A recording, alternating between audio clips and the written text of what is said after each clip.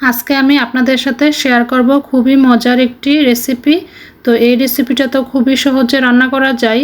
তো আমি আজকে রান্না করব ডাল দিয়ে জালি কুমড়া। তো ভাবলাম যে আপনাদের সাথে শেয়ার করি। জালি কুমড়া কিন্তু বিভিন্নভাবেই রান্না করা যায়, তবে ডাল দিয়ে রান্না করলে কিন্তু একটু বেশি মজা হয়। তো এইভাবে রান্না করলে কিন্তু আপনি ভাত অথবা রুটি সব কিছুর সাথেই খেতে পারবেন। তো চলেন বেশি কথা না বলে এবার রান্নাটা শুরু করি। আসসালামু আলাইকুম, কেমন আছেন সবাই?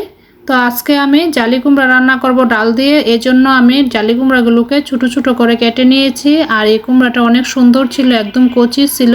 তো কচি কুমড়াগুলো দিয়ে রান্না করলে বেশি মজা হয়। আর সাথে আমি ডাল সিদ্ধ বসিয়ে দিয়েছি।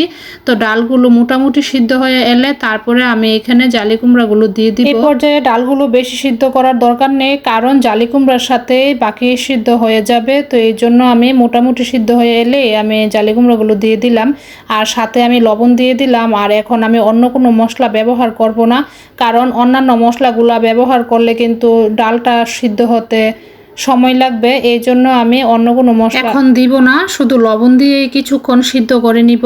লবণটা জালি কুমড়ার সাথে ভালোভাবে মিশিয়ে আমি একটা ঢাকনা দিয়ে কিছুক্ষণ রেখে দিব সিদ্ধ হওয়ার জন্য। কিছুক্ষণ পর ঢাকনাটা তুলে আমি এখানে অন্যান্য সব মশলা অ্যাড করে দিব। তো প্রথমে আমি হলুদ দিলাম, তারপরে মরিচ দিয়ে দিলাম, তারপরে দিলাম ধনিয়া। তো এখন ভালোভাবে আমি মিশিয়ে দিব। তারপরে আবার ঢাকনা দিয়ে ঢেকে দিব কিছুক্ষণ, যাতে সিদ্ধ হয়ে যায়। কিছুক্ষণ ঢাকনা দিয়ে সিদ্ধ করার পর এখন আমি ঢাকনাটা তুলে দেখব সিদ্ধ হয়েছে কিনা। তো আমি একটা পিস তুলে দেখব যে কেমন হয়েছে। তো এই যে একটা পিস তুলে নিলাম। তো এই যে সিদ্ধ হয়ে গেছে ভালোভাবে। তো এখন আমি চুলা অফ করে দিব, তারপরে আমি বাগারটা রেডি করব। তো এই যে এখানে আমি কড়াইয়ে বসিয়ে তারপরে তেল দিয়ে পেঁয়াজ দিয়ে দিলাম। তো পেঁয়াজগুলো আমি ব্রাউন কালার করে ভেজে নিব। তারপরে আমি এখানে দিয়ে দিলাম জালি কুমড়াগুলো। তারপরে ভালোভাবে মিশিয়ে একটু নাড়াচাড়া দিয়ে দিব।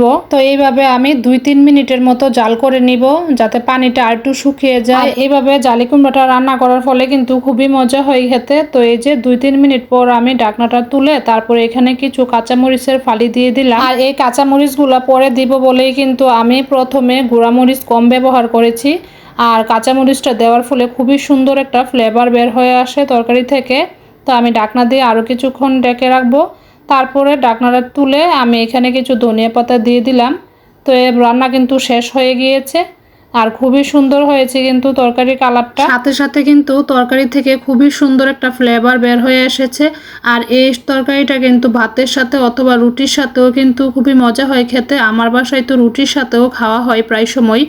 তো এই যে রান্না কিন্তু হয়ে গিয়েছে।